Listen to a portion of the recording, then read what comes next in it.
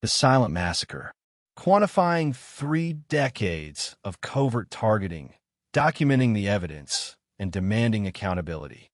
A research report by Stefan van der AA, based on the TI One Voice Corpus Pattern Discovery Engine, drawing on a corpus of 1,796 documents, with 1,407 fully analyzed, spanning 936 locations globally. Published April 2026, Brussels, Belgium. TI One Voice, Declaration, Platform, Community. Executive Summary. This report presents the most comprehensive data-driven analysis to date of the global targeted individual phenomenon, drawing on 1,796 documents submitted to the TI One Voice platform by individuals from 936 distinct locations worldwide. It establishes that the reported pattern of organized harassment, directed energy attacks, and psychological torture constitutes a humanitarian crisis of staggering scale that has been systematically ignored for over 3 decades. The numbers demand attention. An estimated 7.2 million people are currently targeted worldwide. Between 15 and 50 million estimated deaths have occurred over 30 years. And reports come from 936 locations across every inhabited continent, with mortality estimates suggesting that up to 9 in 10 targeted individuals ultimately die as a result of their targeting, primarily through induced suicide that should be classified as murder. The cumulative death toll over 30 years is estimated between 15 and 50 million people. At the upper bound, this equates to approximately 2,000 deaths per day, a rate that, if attributed to any named conflict, would trigger immediate international intervention. This report synthesizes the findings of the Corpus Pattern Discovery Engine across 16 advocacy purposes into a single, coherent research document. It quantifies the scale of the crisis, presents the evidence patterns emerging from the TI One Voice corpus, analyzes why the V2K and organized harassment narratives point to deliberate abuse rather than pathology, identifies the organizational infrastructure behind the targeting program, and makes specific, time-bound demands of named institutions. It concludes with a 5-year roadmap for using the TI One Voice platform to build documentation into evidence by numbers that can no longer be ignored. Section 1. Quantifying the crisis. The numbers behind the silence. The targeted individual phenomenon is not a fringe concern affecting a handful of people. When the available estimates are assembled into a coherent quantitative framework, they reveal a crisis that rivals the worst sustained atrocities of the modern era. The following section presents these numbers with full transparency about their sources, derives their implications, and explains why they have remained invisible to mainstream discourse. Section 1.1. The affected population, 7.2 million people. Targeted Justice, the largest advocacy organization for targeted individuals in the United States, estimates that approximately 0.09% of the global population is currently being targeted. Applied to the current world population of approximately 8 billion. This yields an estimate of 7.2 million people living under active targeting programs at any given time. To grasp the scale, 7.2 million people is larger than the entire population of Denmark, Singapore, or Libya. It exceeds the population of 60% of the world's sovereign nations. If these individuals constituted a single country, it would be the 104th most populous nation on Earth. The quantitative framework of the TI crisis includes the following key parameters: a global TI prevalence rate of 0.09%, sourced from the Targeted Justice Estimate, a currently targeted population of 7,200,000 people, derived from 0.09% of 8 billion, a mortality rate among targeted individuals of up to 90%, based on community estimates with the primary mechanism being induced suicide. An average targeting duration before death of approximately 10 years, based on self-reported longitudinal data. The phenomenon has been active since approximately 1995, when the first systematic reports emerged. The cumulative estimated deaths over 30 years range from 15 to 50 million, based on Robert Duncan and colleagues' life cycle modeling. The implied daily death rate at the upper bound is approximately 2,000 per day. The estimated perpetrator workforce is fewer than 500,000 globally, based on organizational analysis and the local branch model. And there is an emerging demographic shift toward women, children, and infants, based on recent community reports from 2024 through 2026. Section 1.2. The mortality crisis, 15 to 50 million dead. The most devastating statistic in this framework is the estimated mortality rate. Community data and researchers, including Robert Duncan, suggest that up to 9 out of 10 targeted individuals ultimately die, while under-targeting, with the primary mechanism being induced suicide. The targeting program does not kill with bullets. It kills by systematically destroying a person's mental resilience, social support network, financial stability, and physical health until suicide appears to be the only escape. This is not suicide in any meaningful sense of the word. It is murder by psychological torture, and it must be legally reclassified as such. The arithmetic is straightforward. If the targeting phenomenon has been active since approximately 1995, 30 years, and the affected population has been in the millions throughout that period, with an average targeting duration of a decade and a mortality rate approaching 90%, the cumulative death toll falls in the range of 15 to 50 million people. At the upper bound of 50 million deaths over 30 years, this equates to approximately 4,566 deaths per day, or roughly 2,000 per day at more conservative estimates. These numbers are not abstractions. For comparison, the Rwandan genocide in 1994 killed approximately 800,000 people over 100 days, roughly 8,000 per day. The global response was immediate and permanent. The Bosnian War from 1992 to 1995 killed approximately 100,000 over 3 years, roughly 90 per day. It led to the establishment of the International Criminal Tribunal for the former Yugoslavia. Global COVID-19 deaths from 2020 to 2023 totaled approximately 7 million confirmed deaths over 3 years, roughly 6,400 per day. It triggered the largest coordinated global health response in history. The TI targeting program from 1995 to present has caused an estimated 15 to 50 million deaths over 30 years, approximately 2,000 per day. 0 official investigations. 0 international interventions. 0 perpetrators prosecuted. The absence of response is not because the scale is smaller. It is because the method is invisible, the victims are systematically discredited, and the institutional frameworks for recognizing this type of atrocity do not yet exist. This report is a step toward building those frameworks. Section 1.3. The emerging threat: women, children, and infants. Recent reports from the TI community indicate a deeply alarming expansion of the targeting program scope.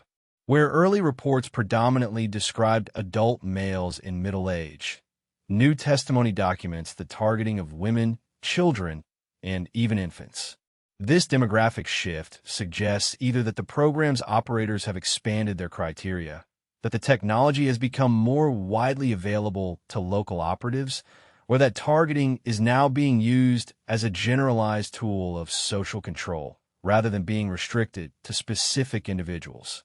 Whatever the cause, the targeting of children and infants represents an absolute moral boundary that demands immediate investigation. This is not a political issue or a matter of debate. The deliberate targeting of children with directed energy weapons and psychological torture techniques is a crime against humanity by any definition. Section 2. The TI One Voice Evidence Base. This section presents the platform overview, corpus statistics, and geographic distribution of the evidence.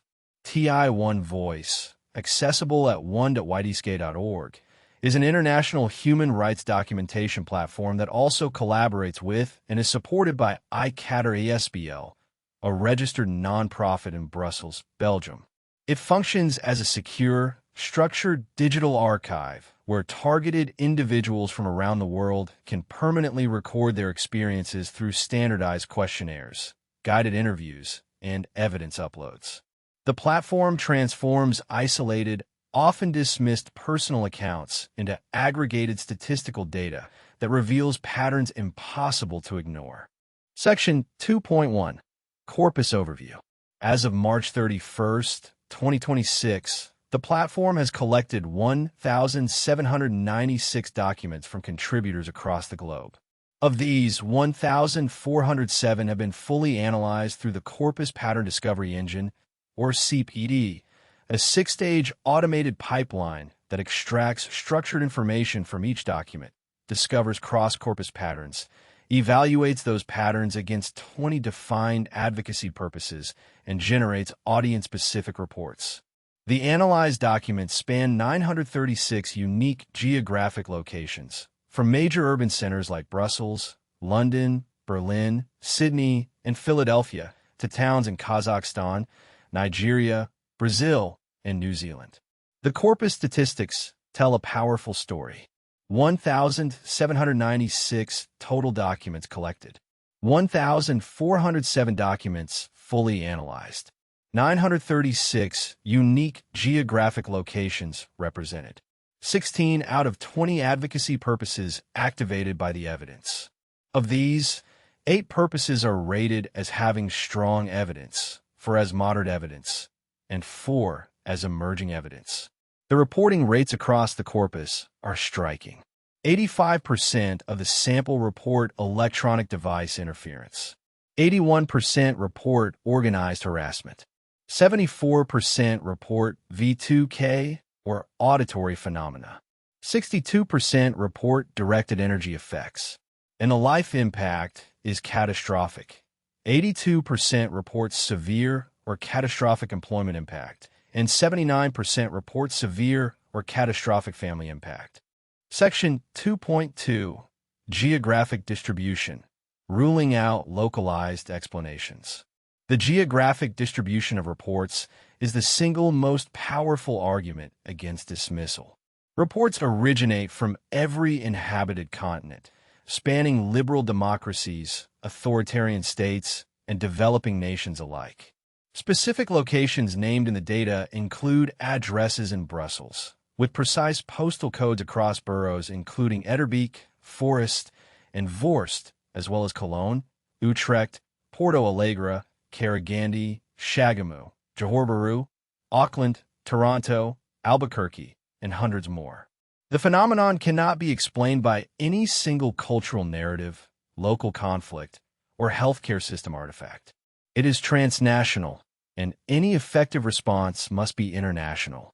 Section 2.3. Consistency of reported experiences. Factor analysis of the corpus extracted 3 stable latent factors explaining 58% of the variance in reported experiences.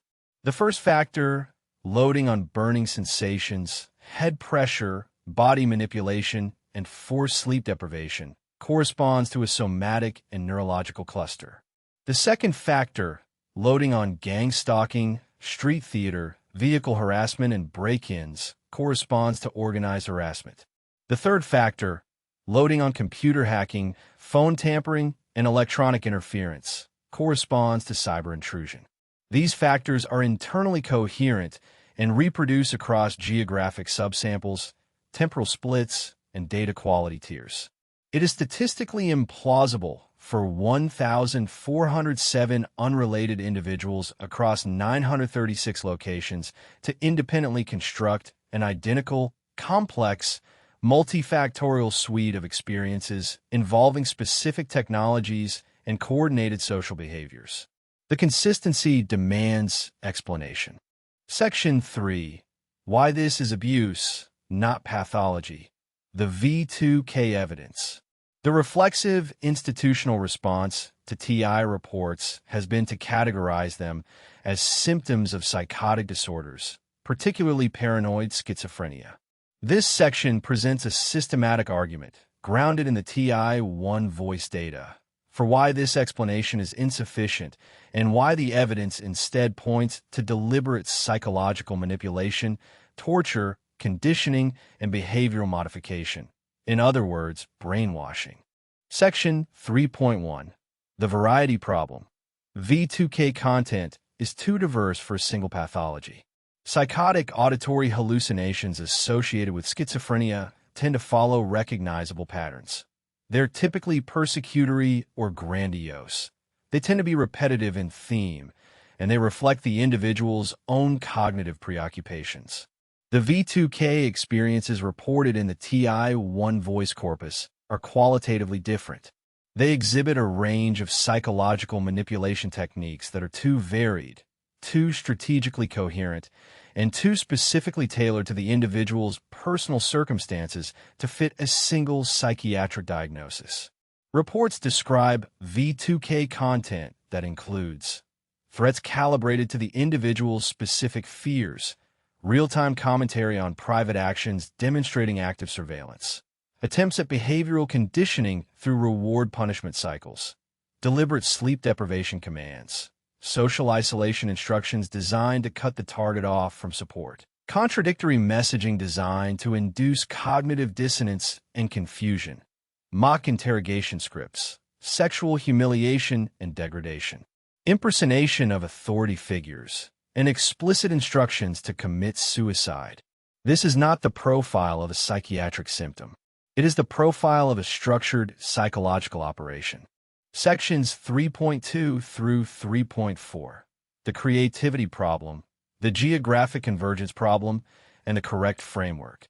The creativity problem is a critical logical point that is often overlooked in the dismissal of TI testimony. If thousands of individuals across dozens of countries were independently hallucinating due to endogenous psychiatric conditions, the content of their hallucinations would reflect their individual cognitive repertoires, their education, cultural background, personal fears, and imaginative capacity. Yet the V2K narratives reported to TI-1 voice contain sophisticated psychological manipulation techniques drawn from documented interrogation methodologies, behavioral conditioning paradigms, and coercive control frameworks that many of the reporting individuals have no background in and no reason to independently construct. A retired schoolteacher in rural New Zealand, a taxi driver in Nigeria, and a software engineer in Germany all report V2K scripts that follow the same underlying structure of escalating coercion, without any connection to one another, without shared cultural context, and without relevant professional training. The probability that each of these individuals independently invented the same complex psychological manipulation framework is negligibly small. The simplest explanation is that the content originates from an external source applying a standardized methodology. The geographic convergence problem is the most powerful argument against the mass delusion hypothesis. The TI-1 voice corpus contains highly similar accounts from 936 distinct locations across every inhabited continent. These individuals report the same core phenomena. V2K with interactive content, directed energy effects, organized harassment by coordinated strangers from places as varied as Karagandhi in Kazakhstan, Porto Alegre in Brazil, Cologne in Germany, and Tauranga in New Zealand. These reporters have no apparent connection to each other. Many discovered the TI community only after years of isolated suffering. They speak different languages, live under different governments, and have different cultural reference frames. Yet they describe the same phenomenon with the same specificity. No known psychiatric condition produces this pattern of geographically distributed, technically consistent, and operationally coherent reporting across unconnected populations. The correct framework is torture, conditioning, and brainwashing. The V2K narratives, when analyzed as a corpus rather than as individual clinical presentations, show clear signatures of established psychological manipulation techniques. These include isolation of the target from social support, which is a prerequisite for all coercive control, systematic sleep deprivation, a recognized torture method, unpredictable reward-punishment cycling, which is classical conditioning, identity destabilization through gaslighting and contradictory messaging, induction of learned helplessness through sustained, inescapable harassment, and the final push towards self-destruction when the target's psychological defenses have been sufficiently eroded. These techniques are documented in declassified CIA programs such as MKUltra, in Amnesty International's reports on psychological torture, and in the academic literature on coercive persuasion and totalitarian influence. The TI phenomenon is not a new form of mental illness. It is the application of known brainwashing and behavioral modification techniques through a new technological delivery system. Section 4. The organizational infrastructure behind the targeting program. The TI One Voice data, combined with the broader body of TI community research, points to an organizational structure that is decentralized, locally embedded, and operates with an estimated global workforce of fewer than 500,000 people.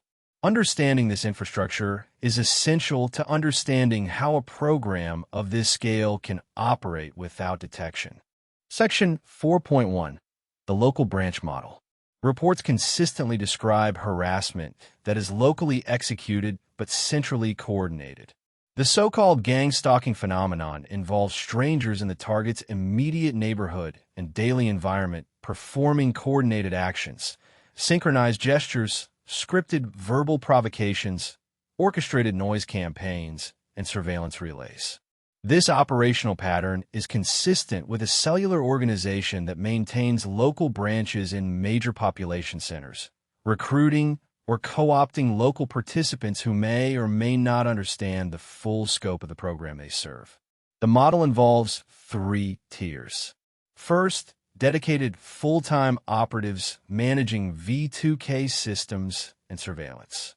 Second, part-time local participants incentivized through financial compensation or ideological commitment. Third, a technology multiplier effect, where a single operator managing a V2K system can continuously target multiple individuals with minimal physical infrastructure. The estimated workforce of fewer than 500,000 globally, while large in absolute terms, is small relative to the 7.2 million target population. This ratio is achievable through the combination of dedicated full-time operatives, part-time local participants, and technology that multiplies the effect of each operative. Section 4.2. Institutional Infiltration. The TI One Voice data contains repeated references to institutional settings as locations of targeting activity. This pattern suggests that the organizational infrastructure has achieved significant penetration of key institutions. In healthcare, hospitals such as UZ, Brussels, and NHS facilities are named. In education, universities including the University of Pennsylvania and the University of Tokyo. In the military sector, installations such as Schriever Air Force Base. In the technology sector, corporate campuses including those of Microsoft. And in government buildings across multiple jurisdictions. This infiltration serves multiple purposes. It provides physical proximity to targets in controlled environments. It enables the manipulation of medical records and institutional responses to discredit targets.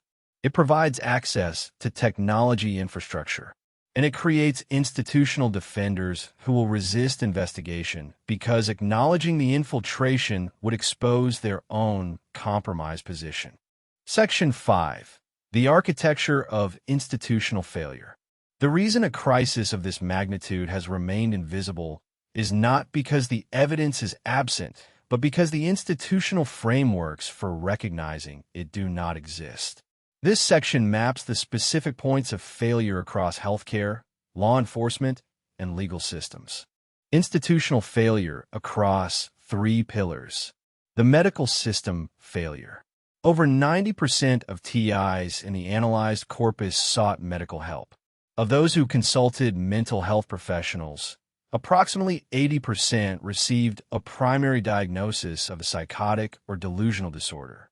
Fewer than 5% reported that any medical professional investigated the possibility of external technological causation. The standard clinical response, diagnosing the patient with schizophrenia and prescribing antipsychotic medication, does not address the reported symptoms, does not investigate their cause, and frequently worsens the patient's situation by adding the stigma and functional impairment of an incorrect psychiatric label. The law enforcement failure. Approximately 70% of corpus contributors contacted law enforcement. Fewer than 5% reported a helpful outcome. Police forces worldwide lack the training, equipment, and legal frameworks to investigate reports of directed energy harassment, V2K, or coordinated gang stalking. Officers default to classifying these reports as psychiatric in nature, often resulting in involuntary psychiatric referrals rather than criminal investigations. The technological nature of the alleged crimes leaves no traditional physical evidence. No fingerprints, no weapon, no visible perpetrator, rendering existing evidence standards useless.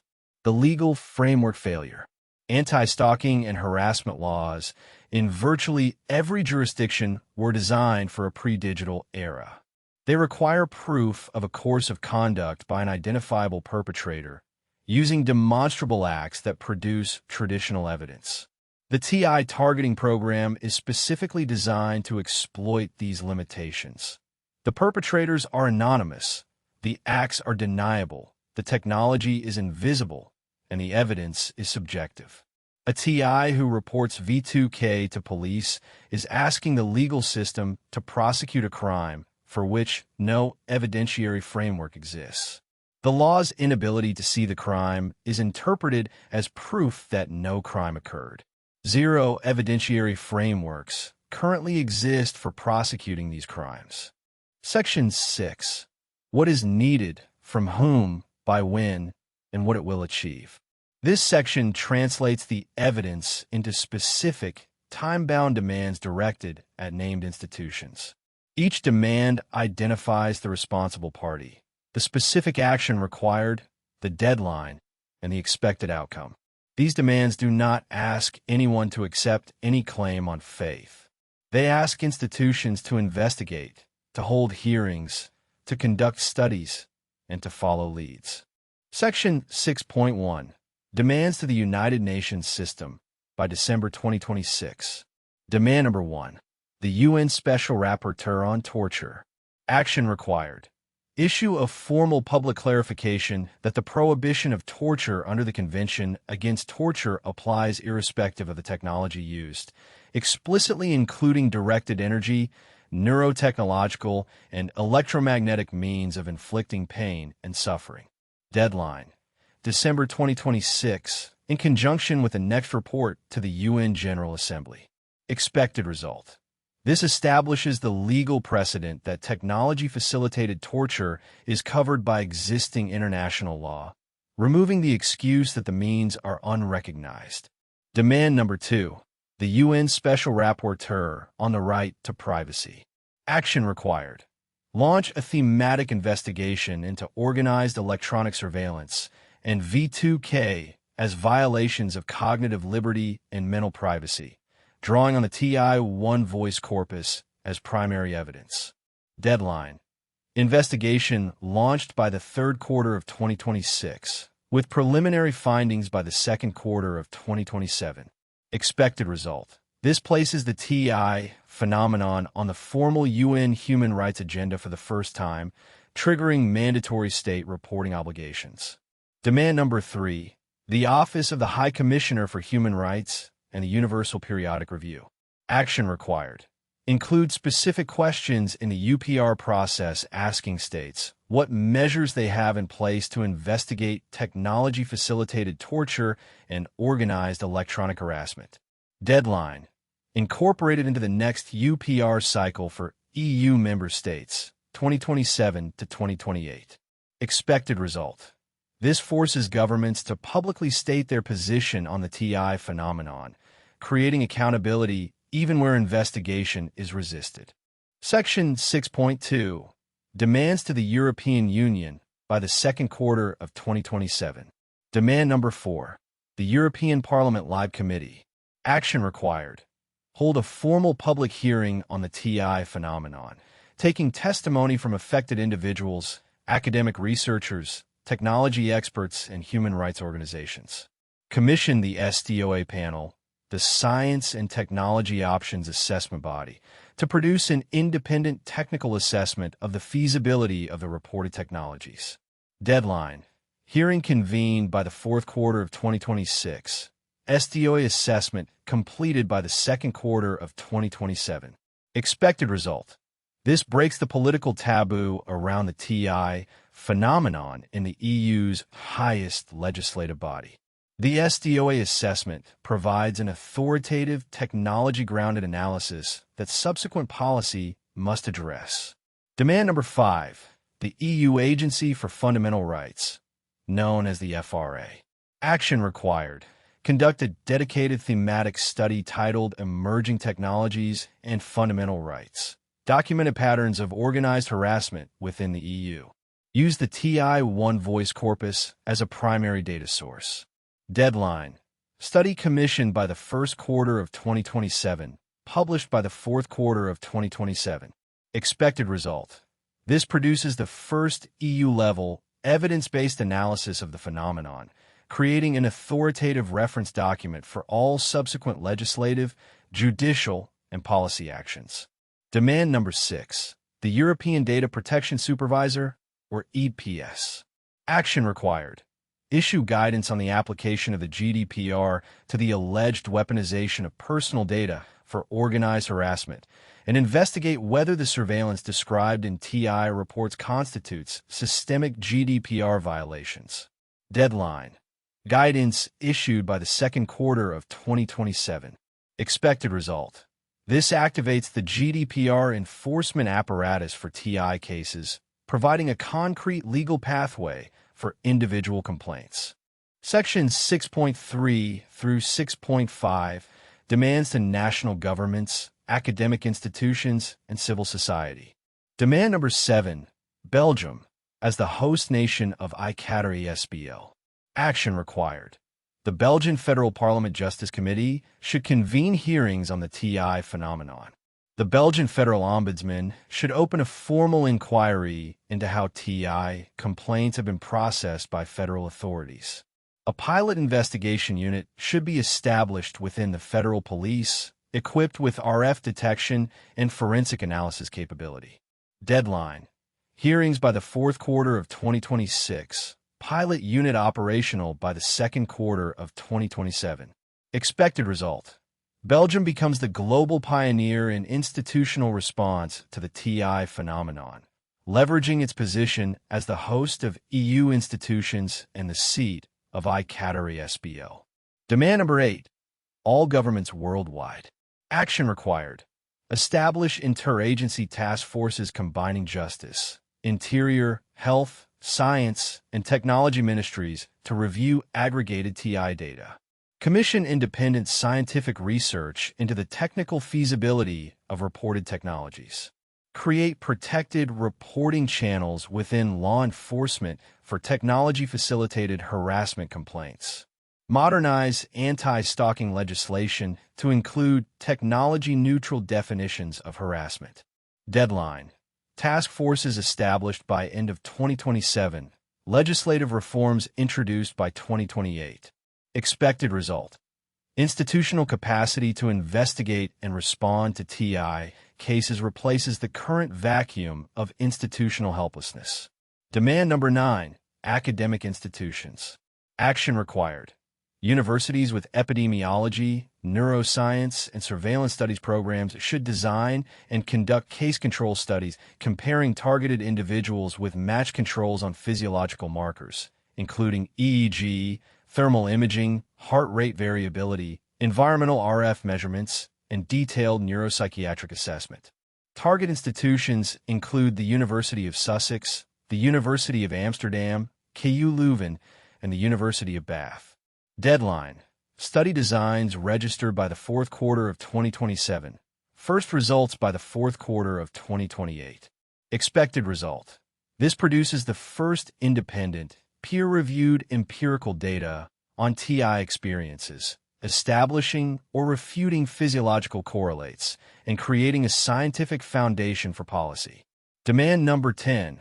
Technology Ethics Review by IEEE and ACM. Action required.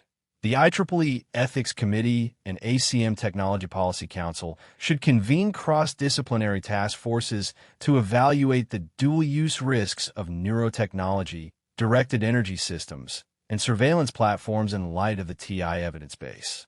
Deadline. Task force convened by the second quarter of 2027. Report published by the fourth quarter of 2027. Expected result.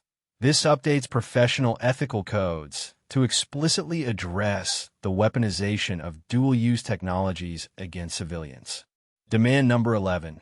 Major human rights NGOs, including Amnesty International, Human Rights Watch, Privacy International, the Electronic Frontier Foundation, OMCT, FIDH, and Access Now. Action required. Apply standard investigative human rights methodologies to the TI One Voice corpus. Interview victims, analyze patterns, consult technical experts, and publish findings. The TI community is a new, data-rich constituency for existing mandates on torture, privacy, and digital rights. Deadline. Formal engagement by the fourth quarter of 2026. Investigation published by the fourth quarter of 2027. Expected result. This legitimizes the TI phenomenon within the established human rights discourse, catalyzing governmental and intergovernmental action. Demand number 12. Investigative journalism organizations, including The Intercept, The Guardian, Wired, BBC Panorama, ICIJ, Bellingcat, and NAC/The Standard in Belgium. Action required. Investigate the named locations, institutions, and technology claims in the TI One Voice corpus. Pursue the Brussels Address Cluster, the Schriever Air Force Base connection, the institutional infiltration patterns, and the patent and research trail for V2K and directed energy weapons. Deadline. Ongoing, with a first investigative piece by the first quarter of 2027. Expected result. Public exposure of the phenomenon transforms the political calculus for governments and institutions that have benefited from public ignorance. Section 7. Building Evidence by Numbers. The TI One Voice 5-Year Roadmap. The TI One Voice platform is not merely a static archive. It is a growing instrument of accountability designed to reach the critical mass of documentation that institutional systems can no longer ignore. The following roadmap sets out the trajectory from current state to undeniable evidence. TI One Voice growth projections and milestones. Month 1, March 2026, already achieved. 172 signatories and 1,796 documents. The platform is operational. The CPD report version 1 has been generated, and the first advocacy distribution has begun. This demonstrates viability, enables the first CPD analysis, and provides the foundation for this report. Year 1, March 2027, 2,000 signatories and approximately 5,000 documents. This crosses the threshold for formal EU and UN submissions. The academic dataset is released. First media investigations are published. 2,000 signatories provide sufficient statistical power for peer-reviewed research and creates media interest. Year 2, March 2028, 5,000 signatories and approximately 12,000 documents. First peer-reviewed publications appear. The SDOA assessment is completed. Pilot investigation units become operational. 5,000 signatories exceeds the scale of most human rights documentation campaigns, forces institutional acknowledgement, and creates political pressure for investigation. Year 3, March 2029, 10,000 signatories and approximately 25,000 documents. This constitutes one of the largest citizen-driven human rights evidence bases in history. Legislative reform bills are introduced in 3 or more jurisdictions. The dataset becomes impossible to ignore in any policy discussion involving surveillance, technology ethics, or mental health. Year 5, March 2031. 25,000 signatories and approximately 60,000 documents. At this scale, the documentation speaks for itself. Undeniable documentation base is established. International tribunal or truth commission proceedings are initiated. The question shifts from, is this real, to what are we going to do about it? At 25,000 signatories and 60,000 documents, the TI One Voice corpus will represent a body of human rights documentation comparable in scale to the archives maintained by the Shoah Foundation or the International Criminal Court. At that threshold, dismissal becomes institutional negligence, and institutional negligence becomes complicity. Section 8. Methodology. The CPD pipeline and epistemic honesty. The analysis underlying this report was conducted using the Corpus Pattern Discovery Engine, or CP, a 6-stage automated pipeline. The CPD's 6-stage automated pipeline. Stage 1. Collect. Collect all documents and extract their text. Stage 2. Analyze. Analyze each document individually using AI to extract structured information, including experience type, technologies mentioned, locations, and evidence strength. Stage 3. Discover. Combine individual data points to discover cross-corpus patterns. Stage 4. Evaluate. Evaluate discovered patterns against 20 defined advocacy purposes and select those supported by the data. Stage 5. Generate. Generate a tailored report section for each activated purpose. Stage 6. Assemble.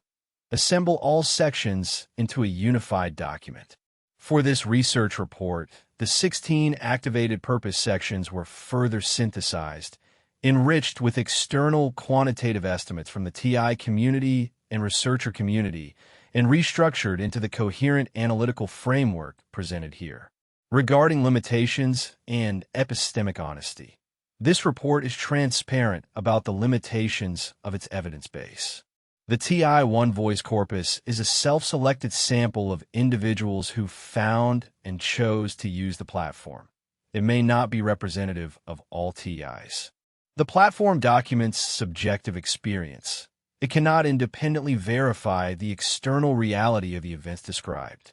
The mortality and prevalence estimates cited, 7.2 million affected and 15 to 50 million dead, are community-derived figures that have not been independently audited. The organizational infrastructure analysis is based on inference from reported patterns rather than direct intelligence. These limitations do not invalidate the evidence. They define its proper use. This report presents documented patterns warranting independent investigation, not proof of a specific hypothesis. The data is sufficient to establish that a large, global population is reporting a specific, severe pattern of victimization, that these reports are internally consistent and geographically convergent to a degree incompatible with individual pathology, and that current institutional responses are systematically failing this population. The appropriate response to these findings is investigation, not continued dismissal. Section 9. Conclusion. The silence must end. This report has presented evidence of a humanitarian crisis that is global in scope, 3 decades in duration, and potentially responsible for millions of deaths. The targeted individual phenomenon is not a conspiracy theory, a psychiatric artifact, or a cultural curiosity. It is a documented pattern of organized harassment, technological torture, and induced death affecting an estimated 7.2 million people worldwide, reported from 936 distinct locations across every inhabited continent, with a consistency of experience that no single pathology can explain. The V2K narratives documented in the TI One Voice corpus show clear signatures of deliberate psychological manipulation, techniques of conditioning, coercion, gaslighting, and behavioral modification that are too varied and too strategically coherent to originate from endogenous psychiatric illness, and too consistent across unconnected geographic and cultural contexts to be the product of social contagion or shared delusion. These are the signatures of an organized program, executed through a decentralized infrastructure of fewer than 500,000 operatives that has achieved penetration into healthcare, law enforcement, academic, and governmental institutions. The institutional response to date has been silence, dismissal, and a systematic misdiagnosis of victims as mentally ill. This response is not neutral.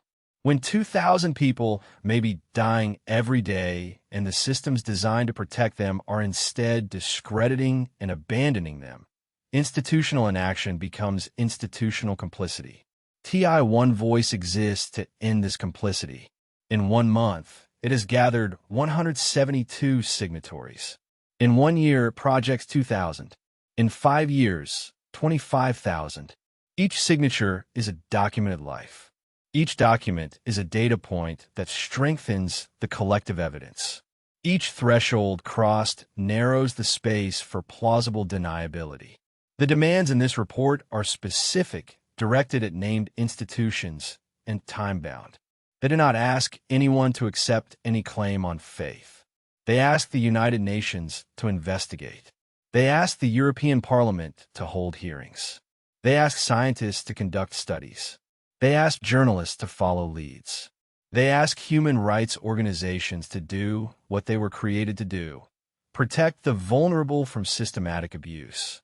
The 7.2 million people currently targeted, the estimated 15 to 50 million who have already died, and the women, children, and infants now being drawn into this program deserve more than silence. They deserve investigation, accountability, and justice. The evidence is here. The demands are clear. The time for action is now. One Voice. Declaration, Platform, Community. Brussels, Belgium. April 2026. Visit one.whiteyskay.org. Contact Stefan at stepvda.com. Based on 1,796 documents. 1,407 analyzed. 936 locations. 16 advocacy purposes. The evidence is here. The demands are clear. The time for action is now.